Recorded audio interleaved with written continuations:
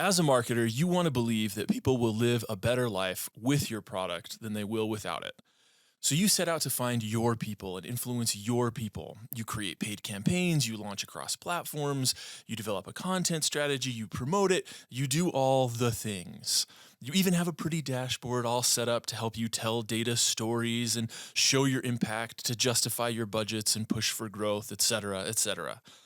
But all you've really done, assuming you did it correctly, is brought the platform level data into a single view. So yes, you can see the cost per acquisition on Google and then drill in to see the CPA per campaign. And what's the first thing your boss will say? Hey, this is awesome. So what's the cost per lead on Facebook? And there, right there, is the beginning of the end of your data analytics success. Welcome to The Marketer and the Engineer, a podcast where we help marketers properly measure the impact of their marketing. And we do that by teaching you how to measure the entire customer journey. My name is Adam Collings. I'm the marketer on this podcast. I say and think and do the things a marketer would do. And my co-host is Mike Query, and he is the engineer. He says and thinks and does the things an engineer would do. Together, we help marketers organize their efforts for maximum influence. If, as a marketer, you believe your products improve people's lives, we're here to help you measure impact, surface insights, and increase your influence. You can download this podcast wherever you get awesome podcasts. If you have the word marketing in your job title, or the people who report to you do, this podcast is meant for you. The stuff we talk about here is a great way to get your team using a common set of terms to describe your marketing efforts, how you measure them, report on them. So if you like what you hear, get your team listening, tag them, email them, do it the old-fashioned way and talk to them face-to-face, whatever works for you. Finally, if your team is currently in real need of help measuring the impact of your marketing, go to admindanalytics.com and fill out a contact form. We would love to be helpful. All right, Adam, let's get into it. Let's do it. So you gave us a little teaser, hot take alert, teaser. And you said that as soon as we start asking about cost per lead on a specific platform, we've already started to go astray. So that sounds, because I think everybody has been asked that question that's listening here probably, and probably answered that question and maybe asked it themselves. So tell me a little bit more about that take. Yeah, it's not necessarily that that's a bad question. In reality, what's going to start happening is, because you've provided platform level data, right? Cost per acquisition on Facebook or on Google, you're going to get platform level questions. And that's going to drive a conversation around platform-centric performance. So the problem with that, the reason that impacts your overall ability to succeed with your data analytics, is that customers experience your product across a variety of platforms in a variety of ways. And if you've narrowed the reporting down to just show what people are doing on a single platform, without giving a broader explanation of the entire journey and where you report on the different steps in that journey, you're going to have the wrong conversations with those people. And I think that this particular issue begins when marketers get really proficient at platforms. And you know, we could tell a big story. Or your marketing starts on a single one, right? Like, yeah, as your business matures, you start advertising on Google search or something. Right. Yeah. So you've got a business and you're going, well, we sell, we're going to talk about this today. We sell blinds. So you go to, blinds for sale. Oh, well, we want to advertise on that term. We're going to do Google search on that term, and we're going to convert that at whatever percentage, and they're going to come to our site, and et cetera, et cetera. And you're going to want more traffic. So then you're going to go to other platforms, and you're going to sort of get sucked into this performance or success equals platform performance. And the platform level data is really accessible to you. I mean, you can log into Facebook and it tells you what it wants to tell you: engagements, clicks, whatever else it is. Same with Google. And pretty aggressively, right? Yeah, like, super aggressively. So it doesn't matter when you're on one platform and only one platform, when you're just like nascent marketing, just starting, it kind of doesn't matter. Yeah. It starts to matter when you start to engage your audience on multiple platforms. Then all of a sudden that question is, has some nuance to it. It's not just black and white. For sure. Like, at what point does it start to matter? Somebody could listen to us and go, well, yeah, that's fine. We advertise on Google and only Google, and we're making $1 million a year in profit. Great. Maybe this will never matter to that particular company.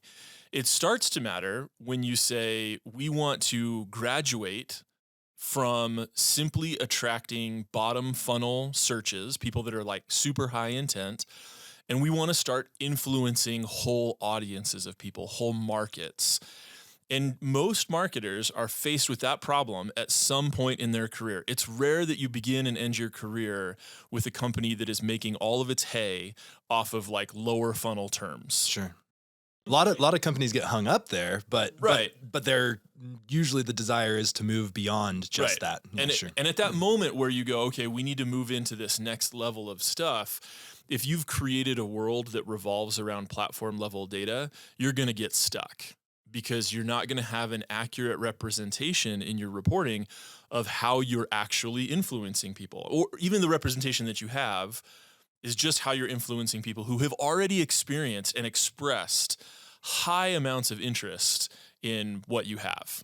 You know, one of the things that we see a lot doing what we do, which is helping marketers measure the impact of their data, and so we deal with marketing data a lot. One of the things that we see is like the desire to build the perfect dashboard, like the one thing that tells you all the things. Yeah. And there are like infinity plus infinity dashboard companies. I don't know that math works out. Don't check me there. But there's so many dashboard companies that say that they can bring all that information under one roof. So now you don't have to look at different platforms. But there's a difference between bringing the information under one roof and actually joining the information. It's different between like creating a dashboard system that has Facebook's dashboard next to Google's dashboard versus like joining the data and talking about it holistically. And I think that's one of the things that we want to talk about today is like how to get into that space. How to start thinking, making the platforms work for you rather than you work for optimizing the platform data, you know? Yeah, because like in that scenario, and I said in the intro, like, oh, you've brought in these pretty dashboards, and there's sort of this, well, I'm a marketer, and so I've got performance, I'm spending money in Google, and a dashboard success equals that I can see all of the information in one place. But I just have one login. Right.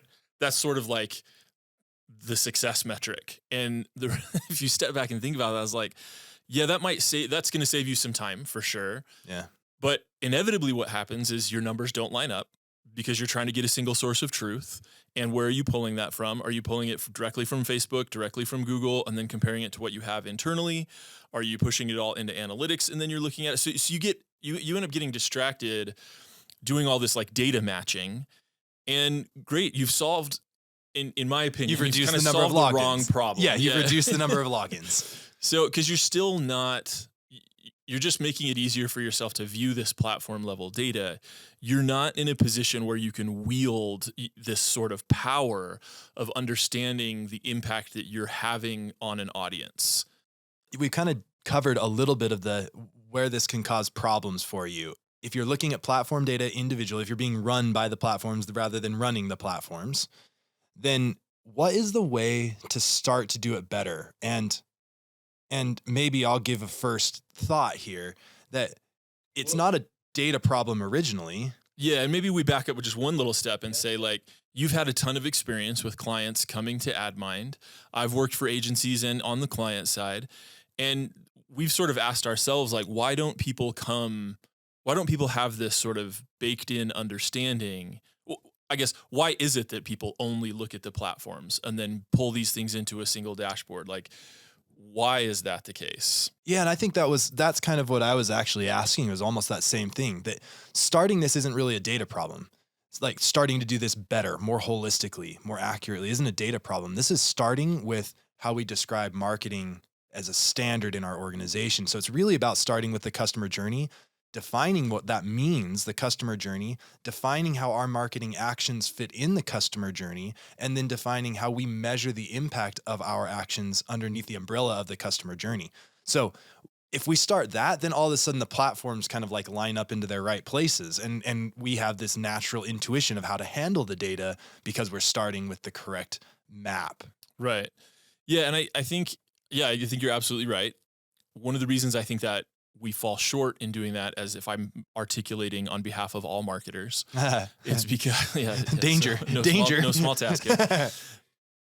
I've been in enough meetings to know that like ROI is typically the only thing that your success is measured by. Well, outside of marketing, right? Outside of Yeah. marketing, it's like we give you guys dollars, you give us back more dollars, right? Right. And so your executive level team or whoever else is, your colleagues or coworkers are judging your success by that one thing. And that's not bad as a part of the role that overall marketing plays, but it again, it Oh, you're creates the finance, like the CFO Right. in a C level meeting is doing his job or Right, her right, job by yeah, asking that, right? And it's sort of this task that marketers have to kind of coach the teams through the various levels of understanding of what marketing can and can't do, and Both should and outside of shouldn't do. marketing, yeah, both outside of marketing and then making sure that internally marketing is aligned on it, right? That Yeah. everybody says, when somebody says customer journey, everybody knows, I know what that is at this company. Yeah, and if I were to ask like a LinkedIn audience, I would say like think back on your career to the times when you've had to talk to executives or people outside the marketing organization about things other than ROI, and how receptive are those people to those talking points? Because if you get feedback that's just like, no, this, like if it's so hard to explain things beyond an ROI perspective, you're going to have a difficult time with that executive team really putting marketing in the place that it should be in. Conversely, if you have an executive team that is willing to learn how marketing can benefit sort of the overall and sort of this rising tide lifting all boats sort of effect, you're in a great spot.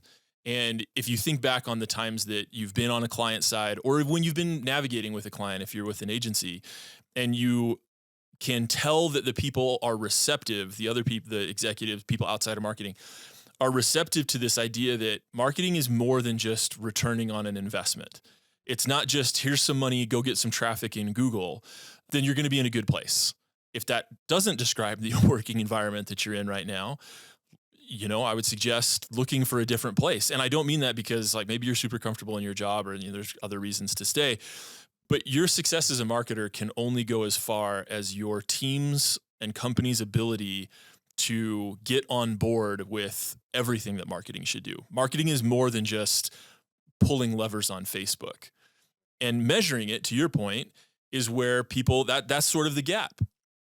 People get into this mode of I have to measure everything against an ROI. And it's like, well, we created a blog post. Well, what's the ROI on that? It's like, man, that it likely doesn't have a direct ROI. It's an indirect one. Yeah. And so creating the reporting environment where you can actually explain those things is very powerful. Now it does have an impact. For sure. We shouldn't say it doesn't. Yeah. Yeah. So it depends when you think about ROI. It's like, well, it depends on the measure, the units that you use to describe return. It's hard to describe a blog post, the content production of any content, but a blog post value returned in dollars. That's a hard kind of question to answer.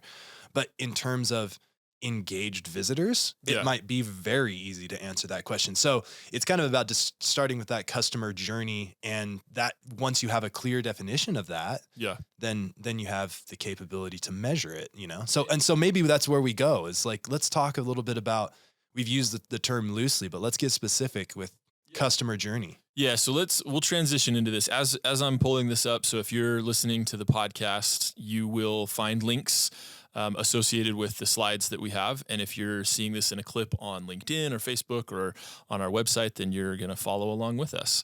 As I'm pulling this up, I do want to point out that Google Analytics and most default analytics programs don't make it super easy to report on the journey overall. Right? Like the dimensions and the ways that you're viewing things in analytics don't lend themselves out of the box in a way where you can say, oh yeah, this action over here got them to do this next action over here. And here was and so you get into this black hole of like the traditional attribution model. And we joked about this earlier where, if you used a last click attribution model on like judging a debate, it's not like you could use the first thing or the last thing someone said to determine the outcome of a debate, or the first thing, or some sort of time decayed, it's much more nuanced than that.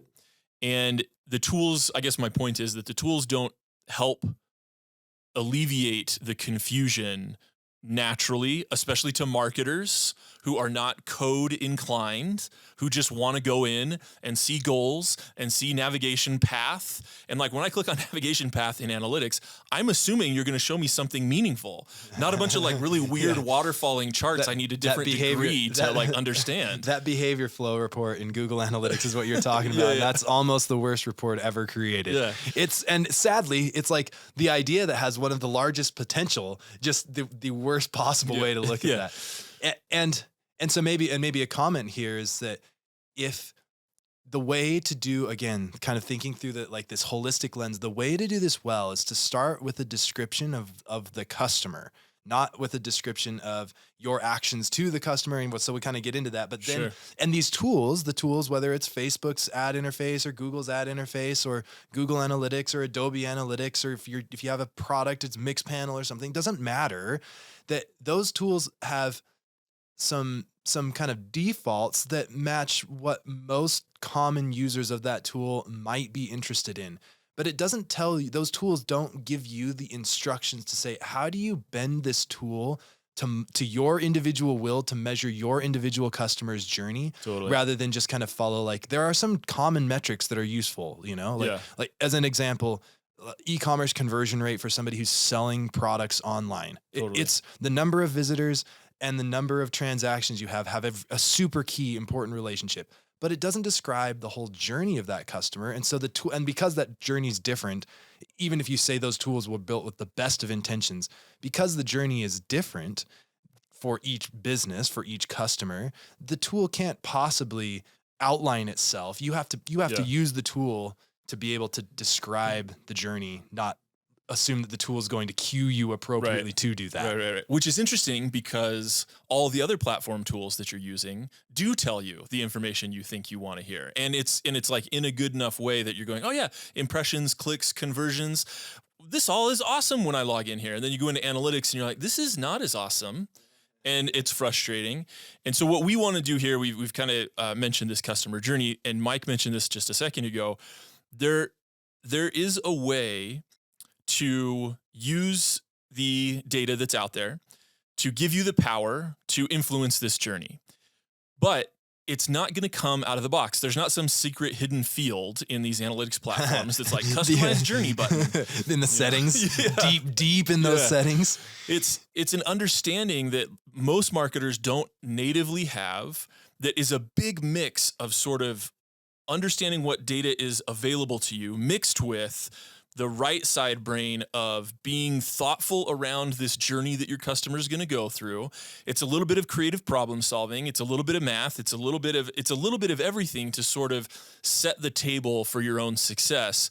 And then you're taking that table, like when you've mapped this out strategically, you're going to take that strategy to the analytics platform and to, whatever internal IT resources you have, or whatever the goal that we have for you is, that you're able to gain a better understanding of how these component parts fit together, and that you can then direct to your team how you want the reporting to look. Yeah. And even not just your internal team, not just report. So there's reporting up, which is making helping the executives understand what the value of the activities are, and making that concrete, not just like painting a rosy picture and going like, look at all the pretty, blog posts look at all the cool stuff we did last quarter, and we kind of don't really know if it worked very well, but like we'll say it does. So there's the reporting upside of it. Then there's the creating alignment in your internal teams, and then a lot of folks are using vendors to fulfill some individual responsibilities, whether it's content creation or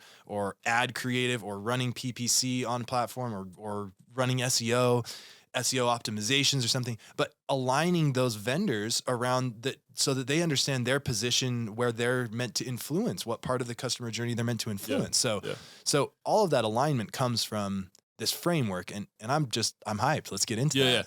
Yeah. Okay. Sorry. One last teaser before we open this. So when people hear, if you go through a finance degree, you hear generally accepted accounting principles, right? And every accountant across the country should be able to define those core set of terms. Unfortunately, with marketing, it's not as sort of structured. So before we get into the customer journey, I'd be curious that for the audience, write down real quick, what you think the customer journey is. What are the stages in a customer journey? I don't know how we would do this in the podcast. Maybe I'll just riff here for a minute and talk about sea shanties that we were talking about the other day. But like, so write those things down, right? Here's a hint. There's 5 of them.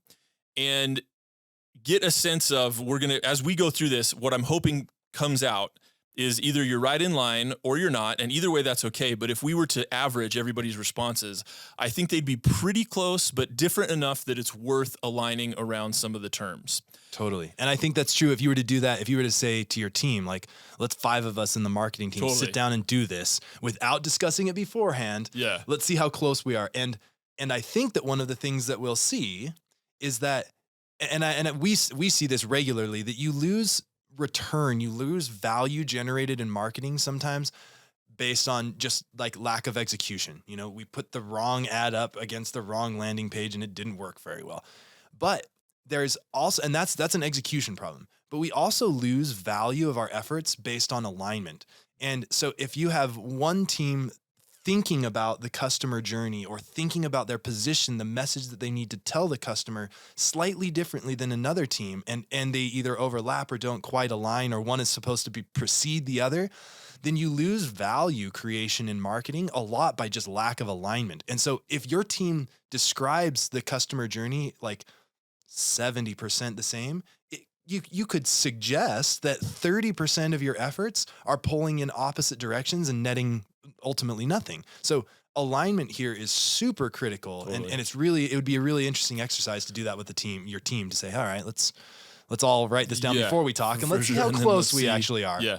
Because I think conceptually people get it, but when it comes to executing and aligning around the strategy, like you talked about, I think it's going to be different enough that you're probably losing one of those buzzwords, synergy. You know, you're losing collective gain by sort of rowing in different directions. Okay. All right, here we go. Yep. Customer journey. So it starts with awareness, and every human being on earth since the time of Krog, that we've named him, and when Krog went from square wheel to round wheel, went through this process. When Krog then sold round wheel to Crank, you know, then Crank went through this process. And from then until this morning, when you decided, you know, what yogurt to mix with your granola, everybody goes through this journey when they're bringing products into their life. There's levels of awareness. Then you consider that product. Then you buy that product. Then you are fulfilled on that product. You receive it. Consume. You consume. And then you advocate. Now, the terms I've seen in the research, if you Google customer journey, I see awareness, consideration, and buy or purchase pretty much being the definitions across the board. Fulfill and advocate get really, like, the terms that people use are quite different across the board. We work with people that sell products and sell services and do all kinds of different things in between. So fulfill to us makes the most amount of sense to talk about that. And as an audience, we hope that word makes the most amount of sense and doesn't isolate groups. Advocate tends to have a positive connotation to it, but the reality is people can advocate against your product and they can not advocate at all. They can just be kind of silent. But it's this idea that you've used the product, you either like it or you don't, and then you talk about it in some way. How you describe the value that you've gotten, or don't describe, or describe the anti-value you got. Yeah. And then so you brought this up a few minutes ago. We're going to revisit it now, because the idea here is to understand from the customer's perspective this journey. And you can be more granular in these different stages. So you could say stages of awareness, and you'll generally find unaware, pain aware, solution aware, and product aware. With consideration, you're going to get into they're now most aware, they're interested, they're comparing it, then they have a real intent. With buying, you're then going to be onboarding them, you're shipping it, you're going to do all these other things. You can be more specific if you want. We're going to focus sort of on the 5 for today. Your goal as a marketer is to understand what about this journey? Well, the first thing is to understand the customer mindset. What is the customer thinking, feeling, and wanting as an outcome at each of these stages? Okay.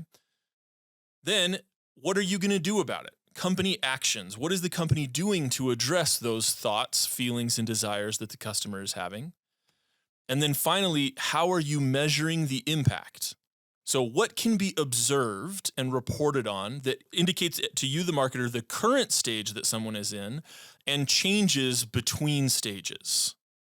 So, this is sort of the outline. We're going to take an example and kind of walk through some of these different steps. But, Mike, you talked about this a few minutes ago. We've got the 5 levels of the customer journey, understanding then the customer mindset. Then, what are you doing about that mindset? And then, how are you measuring that impact?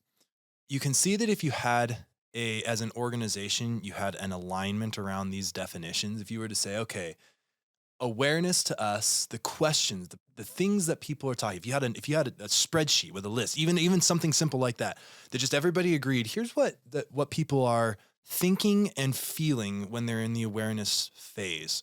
Then that makes it, when you start to talk about, okay, well, what can we do to influence that? What we did this last quarter, and we're going to do something else this next quarter to try to influence that. Well, if you have those thoughts documented and everybody has an alignment around, that's what the customer's thinking, then it makes it really easy to critique potential potential actions you could take. Well, this is definitely going to influence awareness.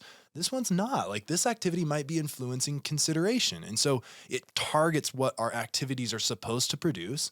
And then it cascades down to measurement. So you can say, if this activity is supposed to influence awareness and turn it into consideration, then we know how we're supposed to measure that, or it becomes a lot more obvious how we measure whether that's worked directly. And you can see that if you were to measure some activity that's supposed to turn awareness into consideration by how often it turns into advocation or purchase, it's like it'll trickle down there.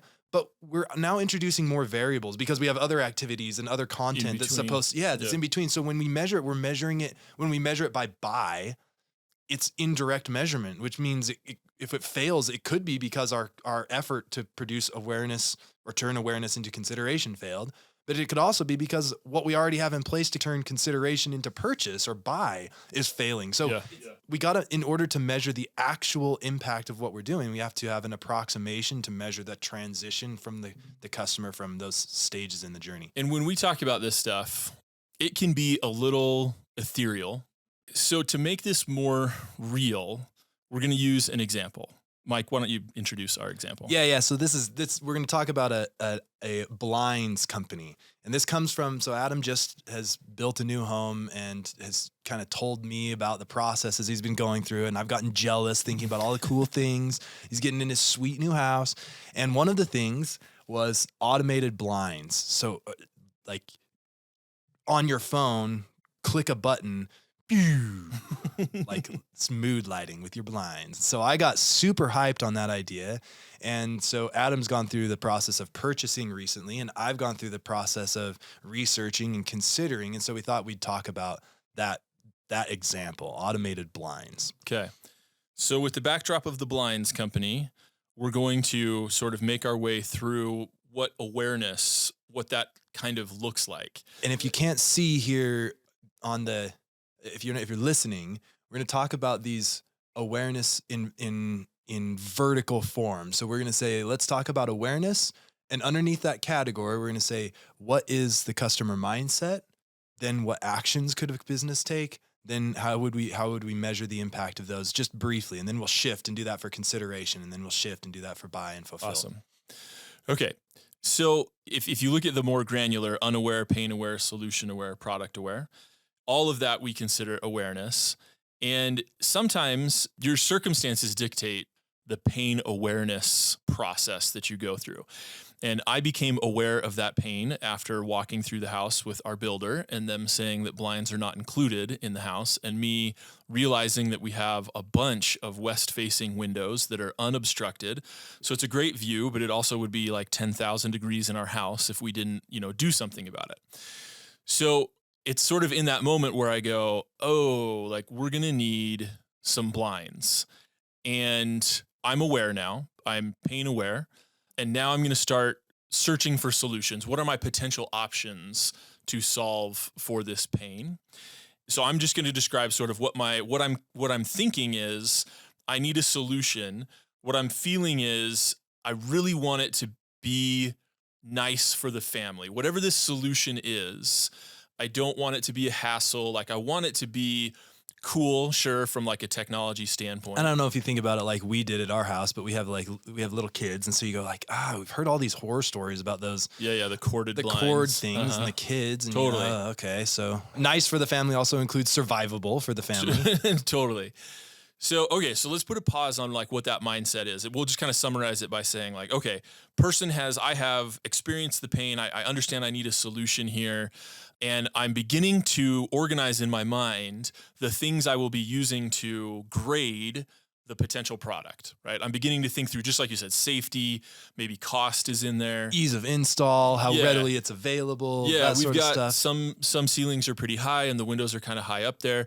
I have memories as a kid, we had 2 skylights in our family room, and we didn't have air conditioning, and they were just like, you would just look at those in the middle of the summer, and it was just like Dr. Evil ray beam that is going to just annihilate the village, unless they get their money. And you're just watching that beam of light cross the floor. It's like the divine kid with a magnifying Yeah, glass, exactly, just like chasing exactly. the ants with that And circle. you just know that like your discomfort from not having an air conditioner is being magnified by this sun coming in. And me going to my mom and being like, why don't we get blinds up there? And I remember distinctly this sort of argument that she made where it was like, well, that's really expensive. Like, how would you open and close them? They're like up on the ceiling. And so that was one of the concerns I had recently was like, oh man, like, is it going to be cost prohibitive to have blinds up in these like higher up windows? Okay. I could go on for days because it was a huge process. And you're thinking about not just it. I want to make it clear because you're thinking about the problem statement. The pain statement is I have light that I don't want all the time. Yeah, that's and a so great you're point. thinking about like you maybe jump immediately to blinds and maybe you jump immediately to automated blinds. But in our scenario, we were kind of going like, well, is it drapes or like, do we want just darker tinted windows potentially? Right. Like go plant some trees outside. Yeah. Yeah. The solution is not yet obvious. And you're kind of considering these potential solutions, some of which you're aware of and some of which you're like, you ask your neighbor over the fence, like, hey man, what do you do to do whatever it is? Yeah. And in your case here, your pain was sort of magnified listening to what I was doing. The jealousy pain. Yeah. And then, so by the time it got to you, you had already had like some solutions had been vetted vicariously through what I was doing. Now, if you were to go to the same blinds company and immediately buy a blind, how would they attribute how you came to them, right? Just a little teaser on how this becomes problematic down the line. Like, there's not going to be a box so where much it's of that like, that happens. Adam Collins talked to me about this. That's not one of the sources in my source report. Right. There's not a GTM parameter for that.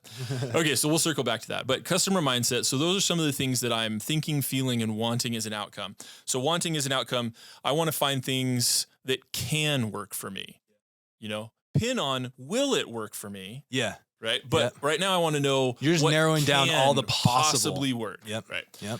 Okay, so let's transition then to company actions, because this is where it gets fun. Where like if you've documented properly and kind of given some thoughtful consideration to your customer, it can be fun to think about the content.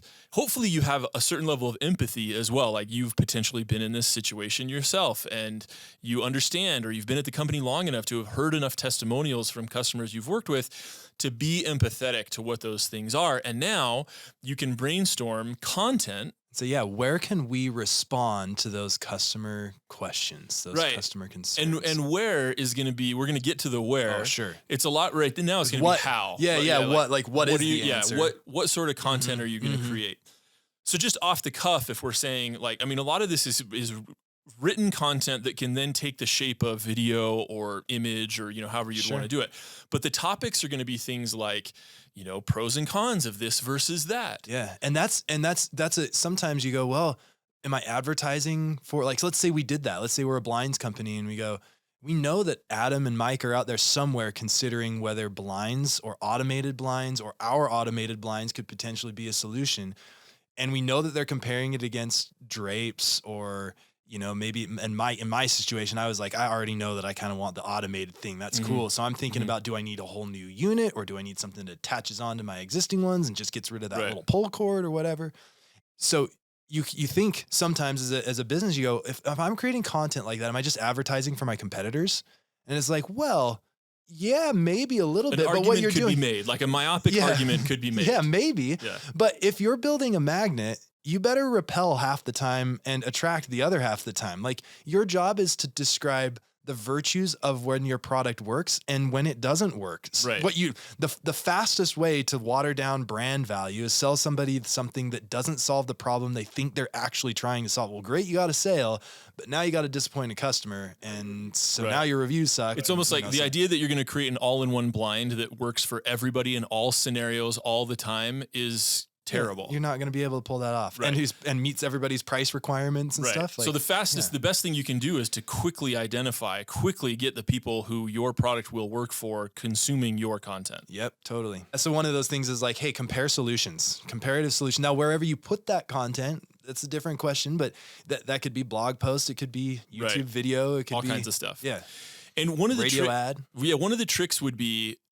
well, I can imagine somebody listening to this going, people don't search, that sounds great, Adam, Mike, but people don't search for, should I use blinds or drapes? How do I? Or how? Well, do I- actually, they that do. But probably let's does, assume yeah. that they didn't. Well, Yeah. or like maybe to they don't search the pain statement. Maybe as Right. directly something like, how do I prevent light when I don't want it? Right. And my There's point, probably one searcher yeah, out there, but my point is that the term that they search for, that you paid for, might not be the thing that indicates to you where they're at in their journey. Right? I could still be cheap. I could be searching for cheap blinds and still want that content, Yeah. right? Still want to know what are the pros and cons of these different things. And so how you measure that, we're going to talk about it in a second, but like how you measure the effectiveness of the content is more based around how you structure the content, how you tag the content, than the terms that got a visitor to yeah, it's the a combo. content. It's a combo of those things, because certainly there are some terms that like indicate For sure. more It's not all readiness or for one. purchase, Yeah, or but all like, or none. but it's Yeah. it's a combination of those two things, right? Like there's and what you're doing from a data measurement perspective is, if you could control the whole universe, what you would do is measure the neural connection when somebody's neurons fire and they go, oh, I realize that fill in the name blinds Mhm. could be a solution to my problem of not wanting light at certain points in the day in my house. Like Yeah. you'd measure that, but you can't measure that thing. right, So right. what you have to do is find an approximation of engagement with your content that is the best approximation of that connection happening in the customer's mind. So let's talk about that for a second. So let's assume that we have a blog post, we have some sort of written content that is understanding the difference between blinds, drapes, and shades. Sure. Right, which is actually a question that I constantly had, because the companies are referring. I'm like, blinds, shades. I don't Sunshades, know. blinds, yeah, like you give guys me say these some- things, but I go like, I think a shade is a blind. right. Poor you, Adam. Yeah. Gosh, I just couldn't figure it out. So let's say that you have this content, and let's say that you have written content and video content, just for the sake of like, now we're going to transition to talk about how you would potentially measure that. Yeah. So let's say I get this far and I say to my engineering team, I say, okay, well, we've got some content here. I want to empathize with this marketer, this imaginary person I have in my brain that's going like, okay, guys, I'm on board. I'm doing this. Here's my stuff. Here's my content. Now what? Like now what do I do to measure the impact? Yeah.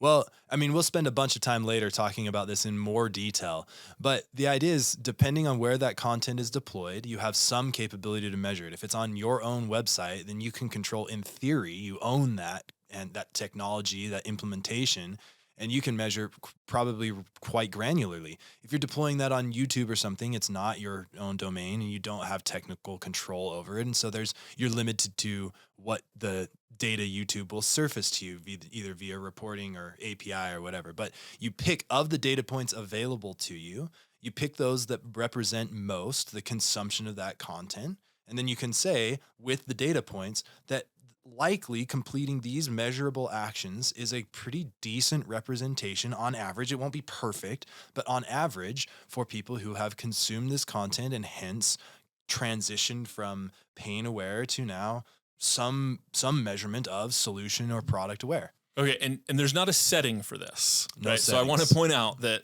there's not a binary like this equals this. It's up to you as the marketer. That's kind of the point that I'm driving at, right? Is you've got this content and now you need to say the answer to the own question, this imaginary person, well, how do I, is to say, what to you would represent that somebody has engaged or consumed or digested this content?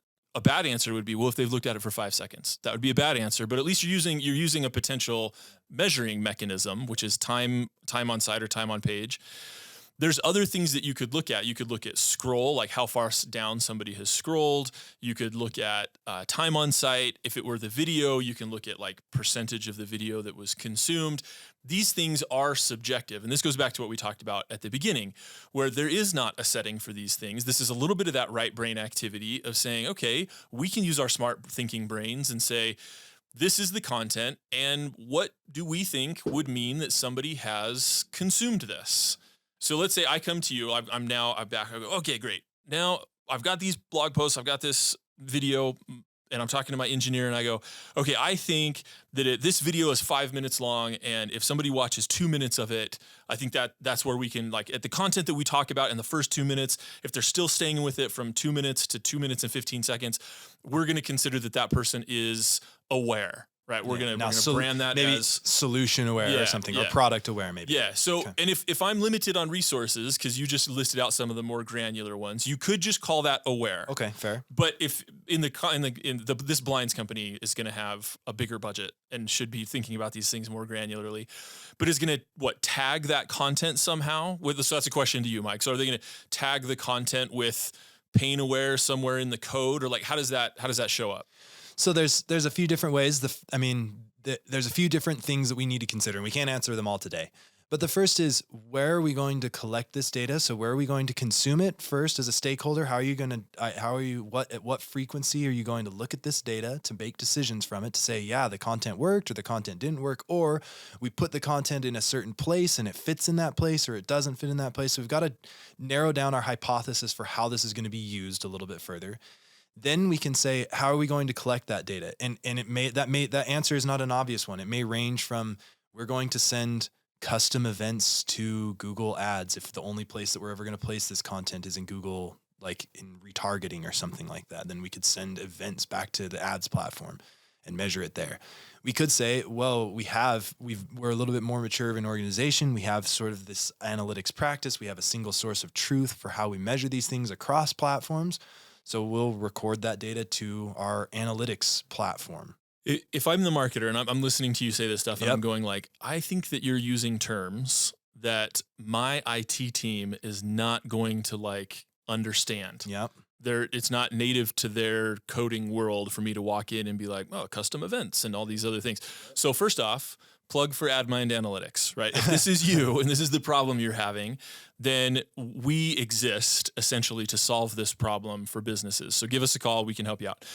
If calling us or engaging us is not on the table for right now, what do you do? What would be your advice to somebody who they're going, my IT team is willing, but doesn't speak this language? The first thing, whether you do it or whether you hire it out, the first thing that you need to do is to create, and we'll talk about this in more detail, but a measurement plan where you kind of outline, just like you've outlined the customer journey, you say, we're going to talk about where we can get this information. We have a few systems we use. Maybe we're not bringing on any new systems today. Okay.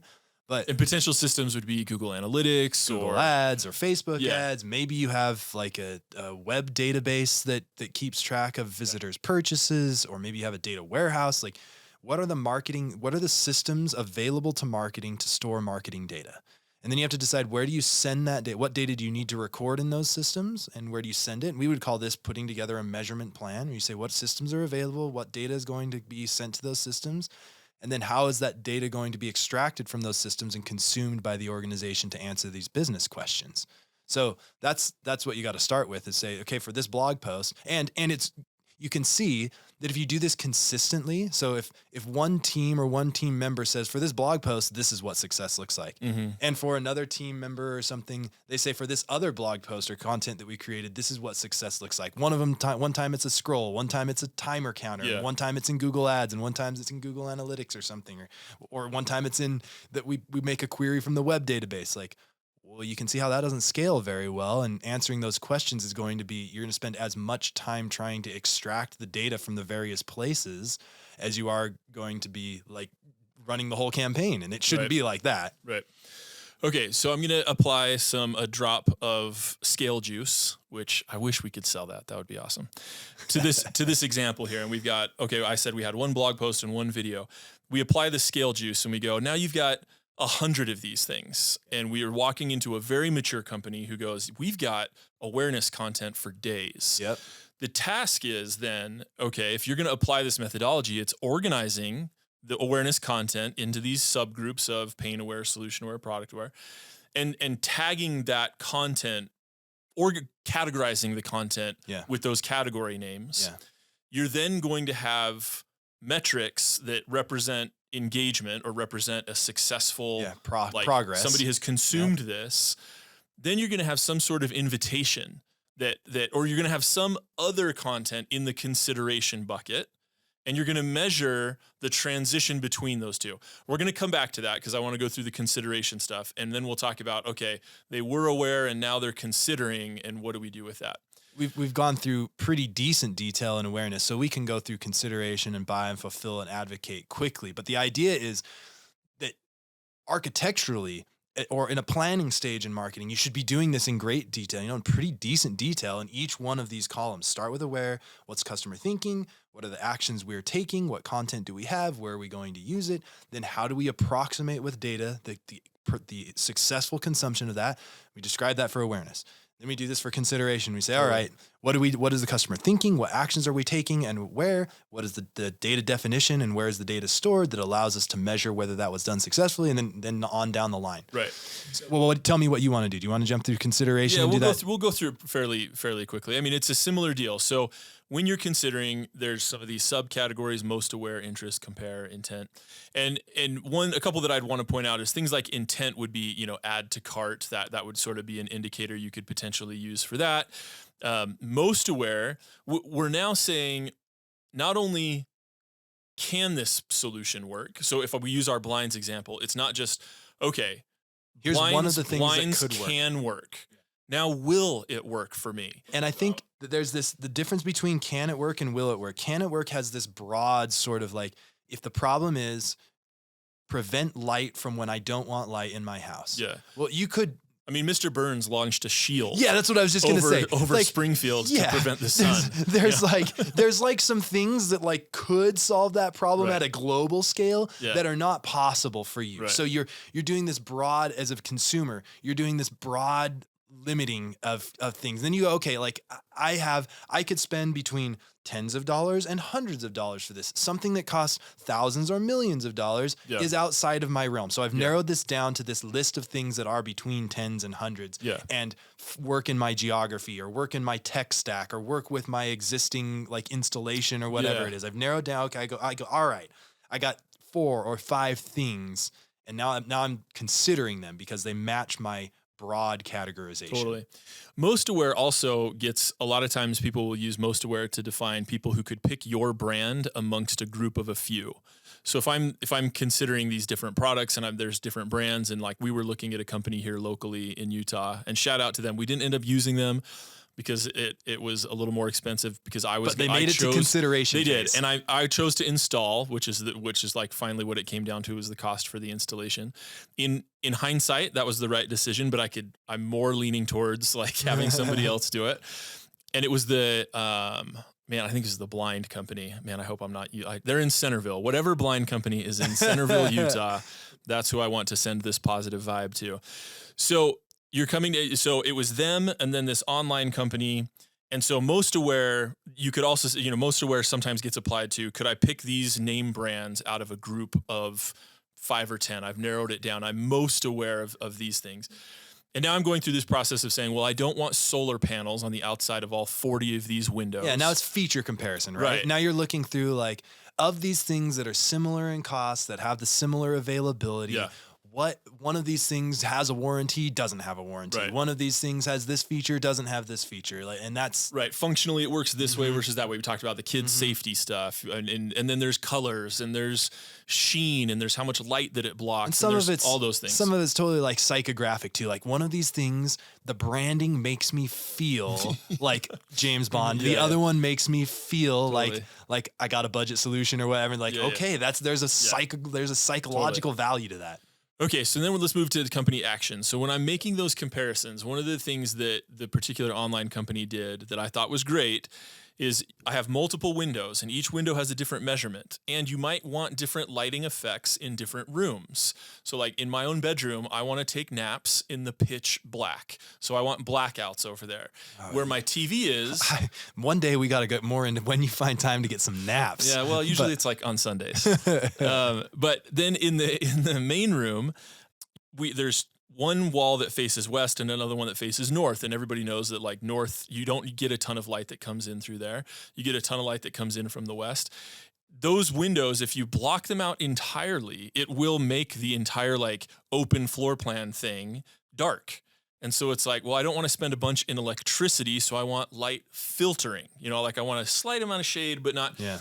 Okay, so when you're doing this on a per window basis and you're trying to keep track of all these measurements, what the company did to recognize like, well, what I want, what my feelings are is like, oh, I got a lot to keep track of. I still want to be able to figure out like the price. I'm most focused on like feature set and price. And to help me drill that down, they allowed me to build blinds for my house. So like I could add them to my cart, I could save them per room, I could enter in the measurements, and then I could save this entire cart in an account. Yeah. And if they're doing it right, if I channel the marketing director of this company, hopefully they are saying there's some sort of metric around that. The amount of people who I would just create an account. Yeah, it'd be awesome if I knew that they knew. I really want them to know what the ratio is between saved carts and purchases. Because I'm quite confident from my own experience that there is a huge correlation between the people who save the cart with them. Because it's so easy. They do these different sales, like every 6 days, there's a different sale. So if you're thinking about buying a blind, just know that you're never running out of opportunity. But it makes it easy to adjust those new prices. So like you've got 40 blinds in there, and now they've got the Black Friday sale, and boom, all the prices have been adjusted for you. So it just made the process so much easier as you're going through. And if I was dealing with that versus that company in Centerville, who had emailed me a picture of a carbon copy handwritten measurement schematic. Yeah. Like, sorry, Centerville guys, like you're not really addressing my thoughts, feelings, and desires in the consideration phase. Yeah. And now you're to this area where you're just whittling down, right? And depending on what you do, because for you as a consumer, weighing that out, you got a lot more value out of being able to control that situation. But another consumer might go, I literally don't want to do that. I want somebody to come handhold me. Oh, totally. Come measure my stuff. Yeah. Tell me exactly what it's going to cost. We had some people come out with their briefcases of samples. Yeah, I mean, they took like 3 trips to the car to bring all these things in. That's like great. Rather than save a few extra dollars or whatever, or like control my cost very granularly, what I want is this to not be a headache for me. I don't want to have to worry about knowing which. Totally. That's a great point. And but whatever that is, and whichever way you're leaning as a brand, whatever fulfillment you're trying to or whatever customer you're trying to resonate with, it doesn't matter, but as long as you have an understanding of what actions you're creating against what customer intent or what customer mindset, and then you have a way to measure the utility of those actions, because that's the whole idea of the marketing, is that you want to be able to continue to adjust your actions so that it better meets the customer mindset. Let's move in. Okay, so measuring impact for this blind. I mentioned previously, there's sort of this, you're trying to get people to go from awareness to consideration. We introduced this whole concept with this idea that like you can't spend marketing dollars and just say, oh, people want to know the difference between blinds and drapes, buy now. Right? Like that ROI is not going to be great. Yeah. You're giving somebody based on what the customer, again, the whole idea is to assist with the customer with what the customer wants. Right. And what the customer wants is to be able to evaluate existing solutions.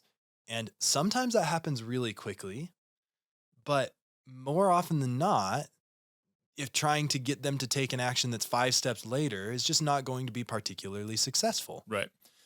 So what we do want to measure, and this goes back to the question that, the executive asks when they're like, well, what's going to be the ROI on creating this video that explains why someone would want to block out the light? Well, it's because you're not going to try and sell them blinds right then and there. You're going to bring them into your awareness pool. And then from the awareness pool, you're going to try and transition people into the consideration pool. And so again, there's 2 steps to this, and you're going to say, well, how do we define someone who's in the consideration stage? And if we throw out some examples, it's like we mentioned the saved cart. There could be time on product pages. There could be engagement with certain product explanation videos. And all of those things could represent people who are in the consideration phase. And so now you've got, okay, pool of people in consideration, pool of people in aware. What are some of the things that you're doing as a marketer to transition them from one to the next? The call to action, when I'm on the page that talks about the difference between corded blinds and cordless blinds, a call to action to that would potentially be, see how these look in your home, right? Not like, and to get into some tool where you could like maybe take a picture and then put the blind into that window or whatever. Or just see a demo. I mean, big company builds a tool, right? Take your picture, upload your picture. Littler company just says comparison A versus comparison B. Like, here's a picture. Right. And so you're going to go through, and there's not a setting for this. You're going to have to use some creative marketing brain and go, okay, if you're aware of this thing and I want you to start considering it, what are some ways that I can invite you over into this consideration phase? Yep. And if you're short on those things, that's where you should put some energy. Like if you're wondering what content you should create, transitional content and CTAs between those 2 phases is a great place to start. Companies get really short in that area and they go, well, if somebody's on this page, like learning about why blinds are important, let's just show them blinds. It's like, well, like it's a little more nuanced than that. Like just sending them right into a product page is likely going to be a little abrasive. There's probably some in between sort of invitation and sort of content. And that's where you get in these like buying guides that are really popular for people. And we could have a whole other discussion around like email gated content, and we're not advocating that. And there's some necessarily. And I'll make the comment just quickly that like for some businesses, your sales cycle or the amount of time it takes somebody to transition through the customer journey, for some people it might be like 5 minutes. And for some other people, it might be 60 days. It just depends what you're selling, and you have to be aware of that. If it's 5 minutes, then a lot of times it's very difficult to measure some of the impact of these things, but in one single piece of content, you're taking people all the way from awareness to purchase. And it's because it's a 5-minute thing. It's one page and it's right there, and totally that's it. You're catching people lower in the funnel maybe, but yeah. And I want to point out, like you said, there are varying times to buy. The cycle is going to take, or the journey is going to take different amounts of time based on your product and all that kind of stuff. And it would be foolish of us to try and like run through this process with every single type of example. We chose blinds because it's top of mind for us. But if it was a B2B sort of lead gen type of thing, it's the same. You got multiple stakeholders sometimes. But you're going to go through the same process. Like if we go back to the Gronk example, or the Crank or whatever we named him, he's going to go through the same process. That's right. Awareness, consider, buy, fulfill, advocate. And sometimes from a data perspective over the last, 10 years or so, we've seen a bunch of different times where people are talking about their funnels. And funnel measurement is sometimes hard because people will skip steps if you haven't created this, do this, then this, then this, and there's no way to get out of the funnel sort of thing. And then sometimes that's frustrating as the consumer, because you're going like, you're forcing me down this. I just want to know. I want to understand what the broad range of the cost of your solution is, and you're forcing me down this funnel. And sometimes there's friction. Buy two? Buy two for 25% off? And so the point is like that those funnels that are like very, very step 1 followed by step 2 followed by step 3 are easy to measure because they're required. There's only one way to progress forward, but they don't match the customer journey very well. And so sometimes we see the conflict between these things. You go like, well, why even try to measure the customer journey? Because it's not a linear one. Like, well, maybe not the way people consume your content and the way you thought it might be consumed isn't linear, but you can't buy something you're not aware of, period. Like, you Yeah. can't consider something that you're not aware of. And So you can't magically create more people that are in the intent phase without out of going thin through. air. Yeah. Now Right. it may happen in a way that's not very measurable to you. That's off of your site. You know, like in the scenario for me, I became aware of the blinds by talking yeah. to you. And that's a very hard thing for blindcompany.com or whatever to measure. But the point is I can't skip that step. So these steps are not logical to skip. They're required logical steps. They may happen very quickly. They may happen in ways that you can't measure, but you've got to acknowledge their presence. Totally. And it sounds like, you know, kind of what you're driving at there, or at least what I'm hearing is, if the path is not linear, then you're trying to maximize the utility of the content that you create for these different phases. And somebody can skip and somebody can come in at different places, and that's fine. But it doesn't mean that you can't track the relationship between right. where they're at in the journey Yeah. and the money that you spent to influence them. Yeah, that's the approximation. It's if you have a map, then you can approximate the progress through that map. It doesn't mean that for every single person they consume this content before they consume that content. It's like on average, this grouping of content, this categorization of content leads to this. And then you can start to measure the pieces of content against one another and say, well, which ones are actually being most successful at transitioning people from interest to consideration or whatever. Now, we're going to get in more depth in future podcast episodes. So I'm going to bring up all three of buy, fulfill, and advocate, all three mindset, actions, and measurement. And we'll just talk about them briefly and say that there are mindset things when people buy stuff, like how long is it going to take to get to me? What if what if it comes broken? I bought some cabinets the other day. It was like this 18-step process for verifying the order. So there are actions that you can measure.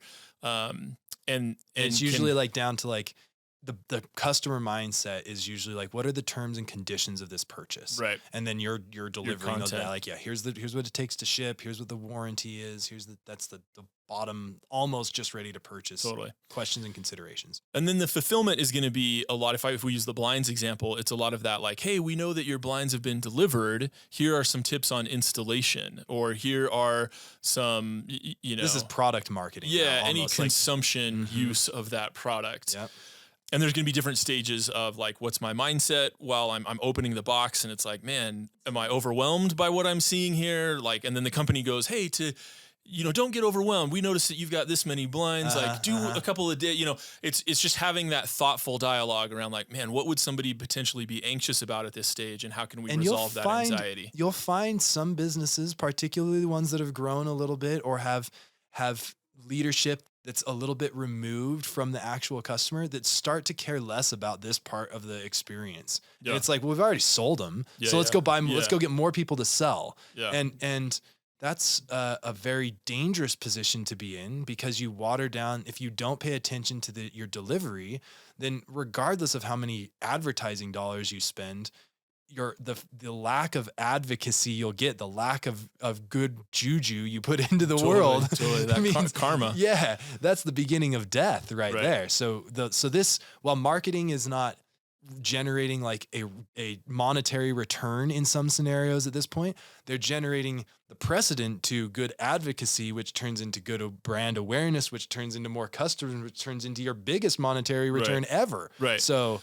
Because it's critical. In this scenario that we use with the blinds, when it comes to the advocating, I've used them enough. I have some tips that I would like, if I could go back in time and do it again, that I would give to a Mike, if you were kind of interested in what I had done. I would definitely advocate on behalf of this brand and say, yeah, my experience was good enough that I'd recommend that you buy from them. And they're going to then see, so then you go to their website and they're going to attribute you as like organic search, or, they're likely to have some misattribution there. We're going to talk about that in future podcast episodes. But at the very least, you didn't start your process by typing in how to block sun from windows. Yeah. Right? The work of getting you from can this work to will it work has been done by me, the person who advocated that you just jump right in and start looking at products provided by this company. And that presents a lot of savings to this blinds company because they didn't have to invest in the content and all this other stuff. With a bill. Yeah. You acquired me with goodwill. Yeah. So in terms of like, well, what's the benefit of paying attention to the fulfill and the advocate? I hope that most marketers look at that and go, yeah, those are table stakes to like be good at that. Yeah, and sometimes in teams, and it's important to. My comment was not that like, oh, no marketers think of that, but well, because sometimes the team doesn't, like the people they report or to, the organization doesn't, and they don't see that is as valuable, if not more valuable, marketing activity than product delivery. Like marketing and product are somehow separated things, and it's like, oof, yikes. All right, well, that concludes what we're going to talk about today. That is the customer journey. What we hope that you get out of this is someone to talk to, frankly, someone who sort of empathizes with what you're going through and the challenges that you have when it comes to describing marketing activities as it relates to your budget, helping you advocate for bigger budgets and being able to do different things because you know that the marketing that you're putting out there is influencing your audience. We're here to help you measure that influence. In future podcasts, we're going to talk about, we'll get more into customer mindset and we'll take that across the board and talk about the different ways you can understand that and the different things you can do about it, how you can measure it. We're just going to get more detailed in different areas here. We're going to talk about how you build a proper analytics practice. We're going to talk about how you can message up and across and down within your organization. We're going to talk about all the things that have to do with measuring the influence of what you're doing on your audience so that you as a marketer can have more influence, can be more innovative, can really stop doing all the data goose chasing and start putting your wonderfully gifted creative marketing mind to better use in creating content and invitations that actually influence. So we hope you stick around. We hope you subscribe to this. We hope you get your team involved. Again, you can download this podcast anywhere you can find awesome podcasts. And if you're currently having some of these issues and going, man, we have enough revenue that this is becoming an issue. We're trying to scale up and we're having a hard time with this, reach out. Go to admindanalytics.com, fill out a contact form. Mike, we would both love to talk to you and kind of hear where you're at and see where we can be helpful. So, Mike, any closing words for the team here? No, looking forward to more discussion about this stuff. It's going to be exciting to get into some of the measurement details and how we engage with the engineers and how we engage with the stakeholders and stuff. There's more good to come. Okay. Well, with that being said, we're going to go ahead and end this session.